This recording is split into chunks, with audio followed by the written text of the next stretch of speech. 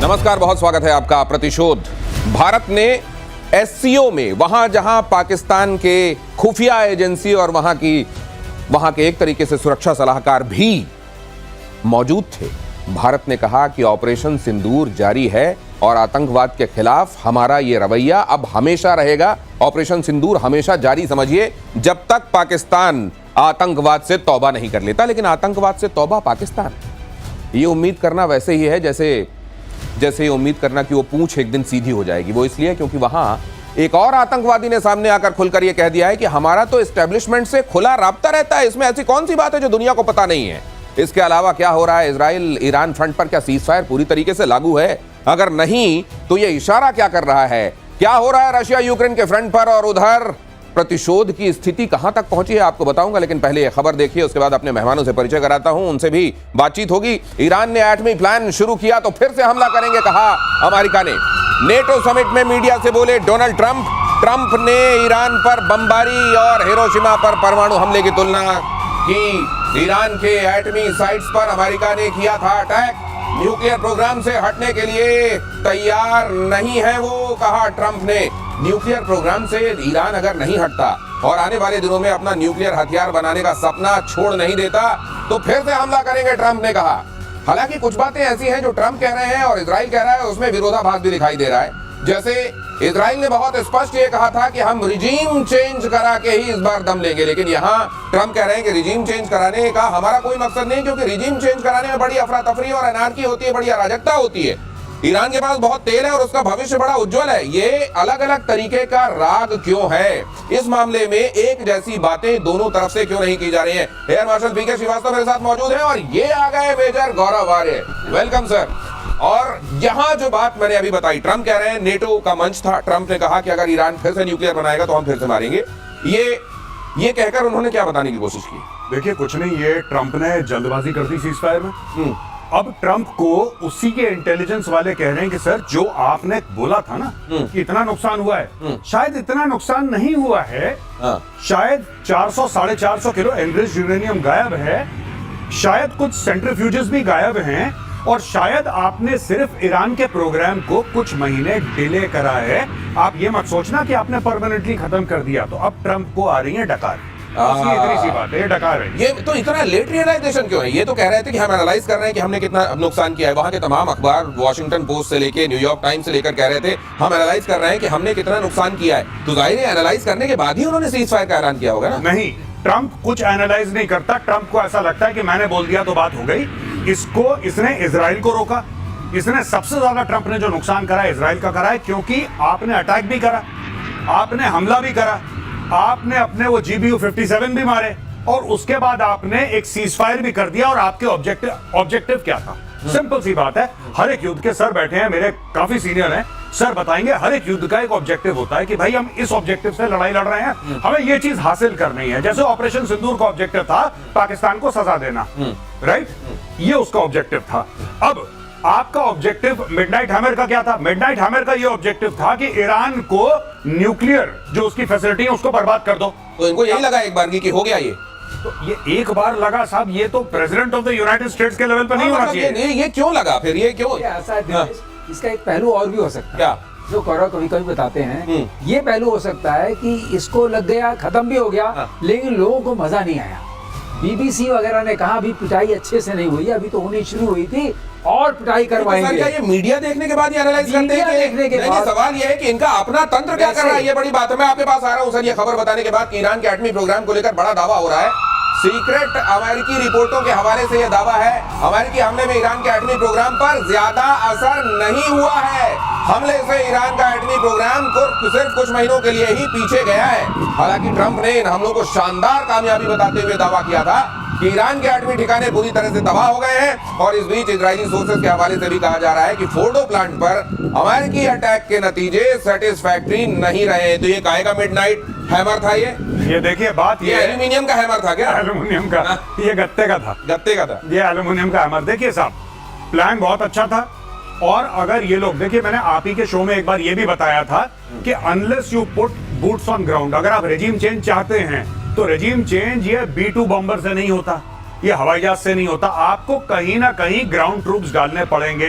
आपको ग्राउंड पे लोग डालने पड़ेंगे जो ग्राउंड पे आके सब कुछ करेंगे फिजिकली। अगर आपको रिजीम चेंज करना है, किसी को अगर ये डाउट है कि सिर्फ B2 बॉम्बर से आप GBU 57 गिरा गिरा के आप रिजीम चेंज कर देंगे और खुमैनी भाग जाएगा, ऐसा ना होने। नहीं तो ये तो कह रहे हैं कि हमको रिजीम चेंज नहीं करना था। इन्होंने तो अभी अभी ये कहना शुरू कर दिया हम तो रिजीम चेंज करना ही नहीं चाह रहे मैं थे। एक बात बताऊं आपको, आप ये देख लीजिएगा, अगर ट्रंप में अकल होगी तो एक हफ्ते के अंदर यही बोलेगा जो मैं बोल रहा हूं। क्यों कह रहा हूं, मैं इसका भी लॉजिक दे देता हूं।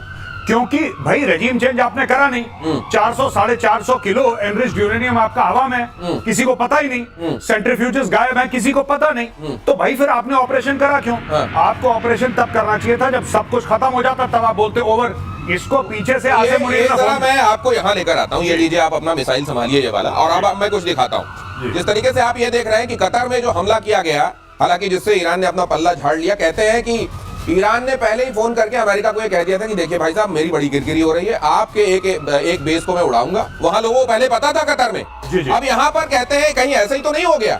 यहाँ पर भी ये देखिए इतने सारे ये ट्रक गिनिए, यहाँ पे ये ट्रक 1 2 3 4 ये फोटो से निकलने वाले ट्रक हैं। 19 तारीख 20 तारीख को ये हमला किया गया है। 19 को इतने सारे ट्रक यूरेनियम लेकर अगर निकल गए होंगे तो फिर आपने हमला किस चीज किया? आपका इंटेलिजेंस क्या कर रहा था? मैं वही आपसे कह रहा हूँ कि ट्रंप ने ये देखिए ये सारे के सारे ट्रक निकल रहे हैं जी, ये ट्रक कुछ ना कुछ लेकर निकल रहे होंगे। अब वरना गए क्यों थे? पहली चीज। दूसरी चीज आपने करा ये, अच्छा ये फोटोग्राफ कहां से? ये फोटोग्राफ उनको, ये सैटेलाइट सैटेलाइट जी, मैक्सार को एक्सेस क्या यूएस को नहीं है? बिल्कुल है। ये जो सैटेलाइट है क्या हमें पहली बार पता लग रहा है? ये जब सैटेलाइट से देखा था तब यूएस को नहीं पता था।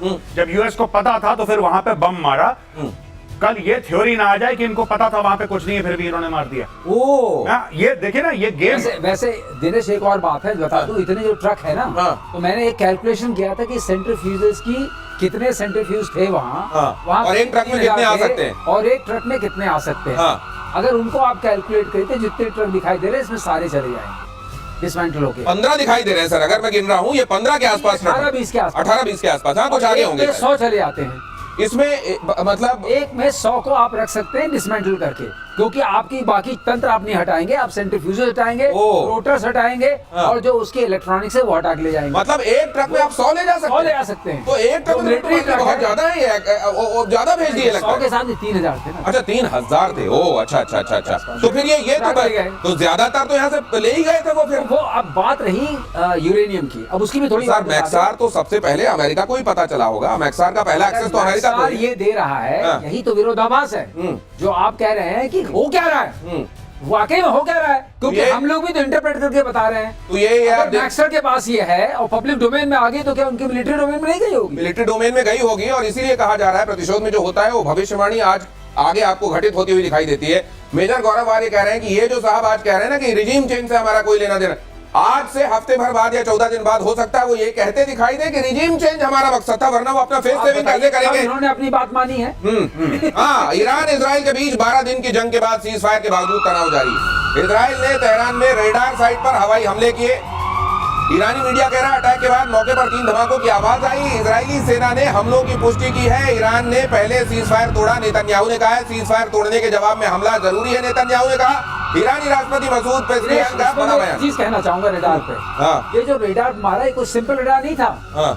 ये VHF वाला रेडार था जो वेरी हाई फ्रीक्वेंसी। हाँ, वेरी हाई फ्रीक्वेंसी। क्यों कह रहा हूँ, ये स्टेल्थ फाइटर्स को लोकेट कर लेता है, अर्ली वार्निंग देता है। अच्छा, ये रेडार कोई मामूली रेडार नहीं है। अब आप घटनाक्रम को जोड़िए, इधर से निकल गया माल, क्या निकल गया? यूरेनियम निकल गया। और उधर स्टेल्थ फाइटर को इन लोगों ने देख लिया था।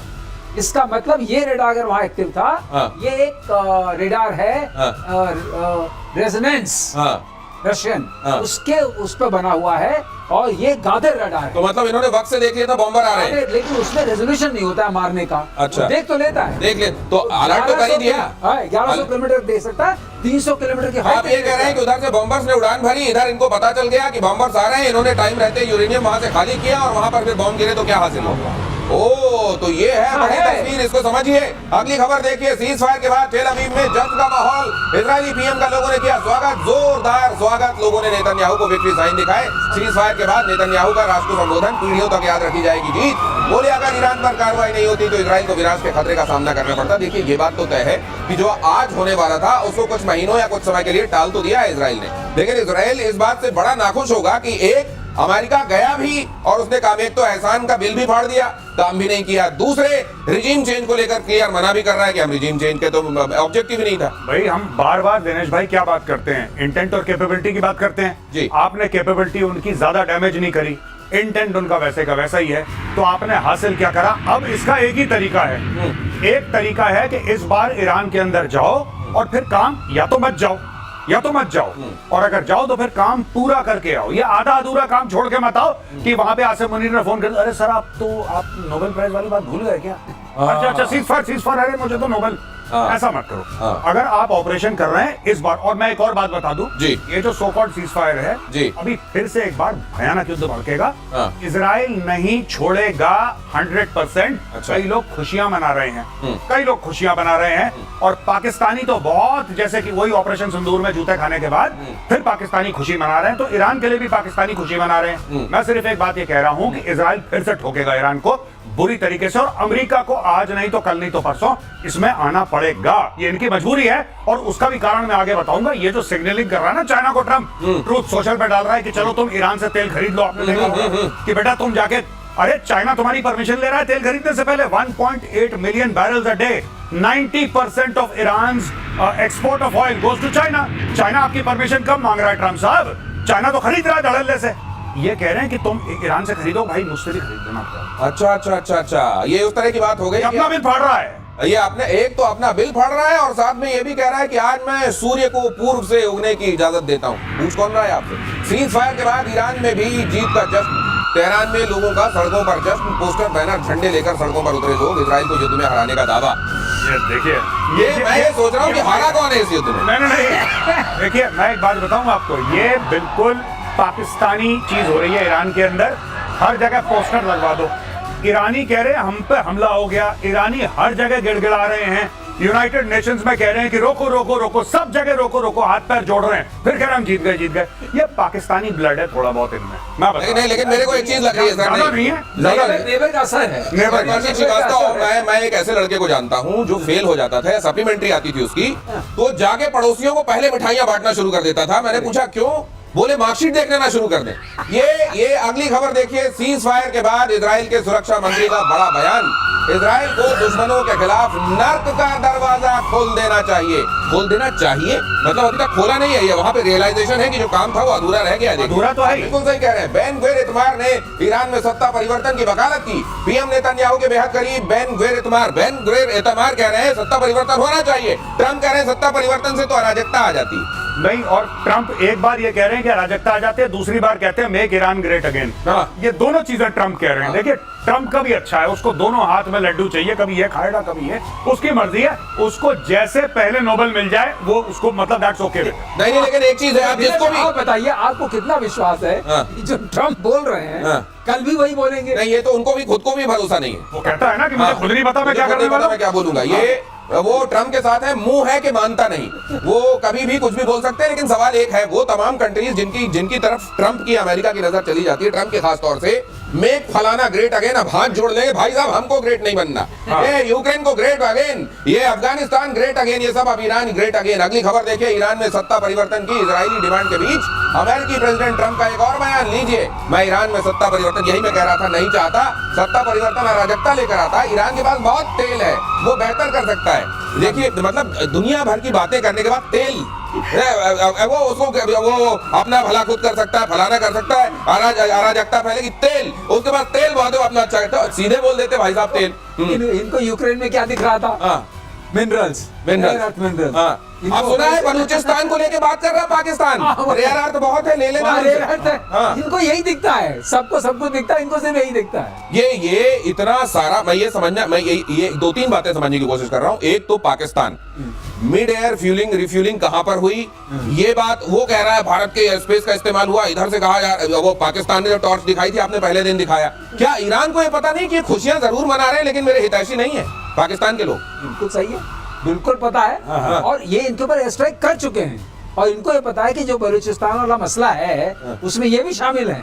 तो सब मिला जुला के पाकिस्तान से ईरान बहुत सावधान और सतर्क रहता है। ये उम्मा की बात चल के जितनी बात हो जाए, और आपने वो भी देख लिया उम्मा कैसे चलता है, ऐसे चलता है कि वो जाके बेचा है सब कुछ, अब आके यहाँ बोलने लगी। जब लोगों ने विरोध किया तब मुनीर जी ने कुछ, मुनीर ने मुंह खोला, आपने सुना कभी? आपने सुना? उसने रख रखा है प्रधानमंत्री मुंह खोलने के लिए। मुंह खोला? वो कहता है ये मेरा छोटा भाई है, ये बकवास करेगा। हाँ। ये तो काम ही वही करता है। और ट्रम्प क्या है? ट्रम्प इज बड़े भाई हैं। Sir, Trump is English speaking Khawaja Asif. वो इंग्लिश स्पीकिंग ख्वाजा आसिफ है ट्रम्प। ये जैसे अगर वो छोड़ता तो ये भी नहीं, छोड़ ऐसा ही वो पार्लियामेंट से बोलता है, ये एक आपके हाँ ये इधर से बोलते हैं। हमला करने के बाद ईरान ने कतर से मांगी माफी। अगली खबर देखिए। कतर और उसके लोग हमारे टारगेट नहीं है, ईरान ने कहा। हमने अमेरिकन बेस पर अटैक किया था, ईरान ने कहा। कतर हमारा भाई मुल्क है। तो ये समझ में नहीं आता, भाई भी रहते हैं, फिर ये चतुराई भी रहती है। कतर के शेख ने फिर से ईरान की आलोचना की। कतर पानी पी के गाली दे रहा है। ये कह रहे हैं नहीं हमने तो केवल वहाँ उसको अमेरिकन बेस को निशाना बनाया था। और वहां पर कतर को कहते हैं, ये भी इन्होंने पहले बता दिया था कि भाई देख, एक मारना पड़ेगा। हाँ।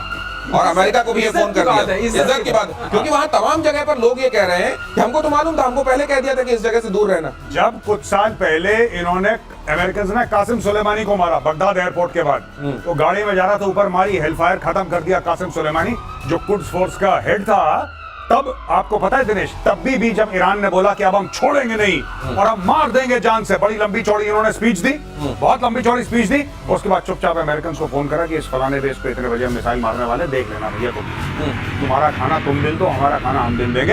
अमेरिकन हट गए वहां से, वहां पे बम गिरे, कुछ उन्होंने उड़ा दिए पहले ही, कहानी खत्म हो गई। एक अमेरिकन कुत्ते को खरोच नहीं आई। इंसान तो बहुत बड़ी चीज है, अमेरिकन कुत्ते, क्योंकि उनके केनाइन यूनिट्स भी रहती हैं, इसलिए कहता हूं वहां पे एक कुत्ते को खरोच नहीं आई। ये है ईरान की बमबारी। तो ये सब पहले बता देते कि इनको पता है कि अगर कोई अमेरिकन मरा तो फिर रजीम चेंज कर देंगे। तो अगर आप ये समझते हैं कि केवल क्रिकेट में मैच फिक्स होता है, तो फिर से सोचिए ऐसे खतरनाक मैच भी फिक्स हो सकते हैं। कि अगली खबर देखिए। अमेरिकी हमले पर पाकिस्तान ने ईरान को दिया धोखा। हमले की पहले निंदा की, फिर बैकफुट पर आया। राष्ट्रीय सुरक्षा समिति की मीटिंग में अमेरिकी हमलों का जिक्र नहीं, निंदा को चिंता व्यक्त करने वाला कदम बताया। निंदा टू चिंता, फ्रॉम निंदा टू चिंता व्यक्त करने वाला। ये बिल्कुल चिंता, पहले निंदा करी, हाँ। फिर उन्होंने चिंता व्यक्त अभी करी। आपको मैं बता रहा हूँ, इसके बाद ये चिंतन करेंगे। नहीं सर, एक चीज और, निंदा, चिंता, चिंतन। ये निंदा चिंता चिंतन जो करते हैं, इसी चिंतन में ये लोग कई बार ट्विटर में कुछ लिख देते हैं और वहां लिखना कंडेम ही चाहते हैं। और उसके बाद दुनिया कहती है, जब इनको बताती है भाई साहब एक बार होश में आओ, जरा क्या फूक के बैठे हो, फिर उसके बाद उसको सुधारते हैं। हाँ, तो ये देखिए सिंपल सी बात है। जो इनकी नेशनल सिक्योरिटी कमेटी की मीटिंग हुई थी, वहां पे लोग कह रहे थे कि अब आसिम मुनीर उठेंगे और अब आसिम मुनीर बोलेंगे कि अमेरिका तुमने बहुत, वो तो नमक खा के आया व्हाइट हाउस से, वो नमक खाकर आया, गोली नहीं खाना चाहता, वो गोली नहीं खाना चाहता, वो किस मुंह से करेगा? तो ये नेता जो इन्होंने नेता वेता पाल रखे हैं कि तुम जैसे हमारे नहीं होता कि नेता सामने चलते हैं तो छोड़ भैया नेता पीछे चलते हैं, जिंदाबाद जिंदाबाद, हाँ, नेताजी जिंदाबाद, ठीक है, हाँ। तो बबलू भैया जिंदाबाद टाइप के, तो ये चलते हैं आगे आगे। तो इसने छोड़ भैया नेता पाल रखे हैं। अब वो छोड़ भैया नेता कह रहे हैं ईरान को कंडेम करते हैं। आसिम मुनीर ने बोला तुम्हारा दिमाग खराब है, तुम अमेरिका को कंडेम करोगे, तुम्हारी। फिर उन्होंने चेंज करा, बोला नहीं हमें फिक्र है यार, ईरान पे बम मार दिया, ज्यादा मार दिया, कंसर्न अबाउट। अब ऐसा है, हमने जो लाइन याद आ रही है, बहुत अच्छी लाइन है, फिट बैठती है। सरदार मैंने आपका नमक खाया, गोली नहीं खाना, लेकिन सरदार बलूचिस्तान के खनिजों पर अमेरिका की नजर। लीजिए वही खबर देख लीजिए जरा। खनिजों को गिरवी रखने की तैयारी में पाकिस्तान। आगे मोदी को ट्रम्प के साथ बंद कमरे में बैठक में मुनीर ने दिया ऑफर। पाकिस्तान की नेशनल असेंबली में बंद कमरे में क्या क्या प्रॉमिस करके आ गए हैं वहाँ। मैं बता रहा हूँ, ये जस्ट इमेजिन। अच्छा, एक और ये बात नहीं है कि इसने बलूचिस्तान बेचने की कोशिश करी। ये पहले बलूचिस्तान को चीनियों को बेचना ऑलरेडी ये अग्री कर चुके हैं। जो गवादर है वो तो बलूचिस्तान में, एक मकान की 2 रजिस्ट्री हो रही है क्या? और यही ये स्टोरी है। घोसला का घोसला हो रहा है, घोसला का घोसला है। इन्होंने बलूचिस्तान दो ये ऐसे कलाकार हैं लाहौरी, ये ऐसे कलाकार हैं। इन्होंने क्या करा, सबसे पहले चाइना को बोला कि तुसी फिक्र ना करो, ये चाइना पाकिस्तान इकोनॉमिक कॉरिडोर बनाओ, ये ग्वादर पोर्ट बनाओ। तो चीनी बेचारे लाओ पैसा लगाओ। इन्होंने सारा चीनियों का पैसा खा लिया। अब जब चाइना ने बोला कि नहीं यार, हमें तो मार रहे हैं बलोच लिबरेशन आर्मी ठोक रही है हमें, हमारे इतने दर्जन भर चीनी इंजीनियर मार दिए, अब हम चाइना पाकिस्तान इकोनॉमिक कॉरिडोर में और लागत नहीं लगाते, हम नहीं डालेंगे पैसा, पहले तुम अपनी सिचुएशन सुधारो। तो उसने बोला यहाँ से तो देखो, यहाँ से दूध आना बंद हो गया। तो फिर ये गए ट्रम्प के पास, सर ऐसा है कि एक जगह है बलोचिस्तान, आपने नाम तो सुना ही होगा। क्या सर, बड़े मिनरल है वहां पे, बड़े हाँ, ये बिकने जा इसने रहे हैं। फिर ट्रंप को बेचा, हाँ। इसने फिर ट्रंप को बेचा, और वही एक मकान की 2 रजिस्ट्री करवा के आया आसिम मुनीर, जो हम कहते हैं ना, सर अभी कह रहे थे कि सरकार मैंने आपका नमक खाया है, ले अब गोली खा। लेकिन अब इसमें एक चीज और देखिए, बलूचिस्तान जहां बलोच इनको घुसने नहीं दे रहे हैं, एक रेत का जर्रा नहीं उठाने दे रहे हैं, उस जगह को इन्होंने चीन को भी प्रॉमिस कर दिया, उसको अमेरिका को भी प्रॉमिस कर दिया। सनातन बेच रहे हैं दिनेश, हाँ। और तुम देखो कितनी चतुराई है, हाँ। ऐसे मानना पड़ेगा हाँ। कि चाइना को